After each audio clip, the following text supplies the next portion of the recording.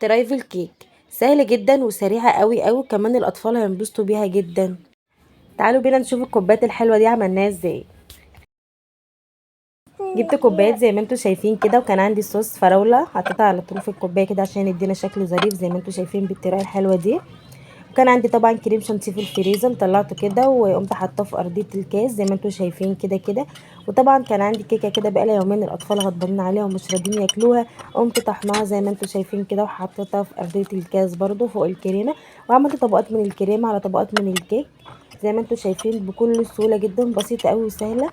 وحطيت على الوش كده شويه كيك مفرومين، وده واخر طبقه بقى هي الكريم شانتيه، وحطيت عليه كده شويه شوكولاته شيبسي كان عندي كده عشان يزين شكل الكوبايه من فوق واخلي شكلها ظريف اكتر. وطبعا اخر حاجه والخطوه الظريفه جدا جدا دي صوص الفراوله. بصوا شكل الكاس عامل ازاي، تحس ان هو جاي من بره، يحبوه جدا اطفالك، جربوه صدقني مش هتندمي. ولو عجبكم الفيديو ما تنسونيش في اللايك والشير والاشتراك في القناه. السلام عليكم ورحمه الله وبركاته.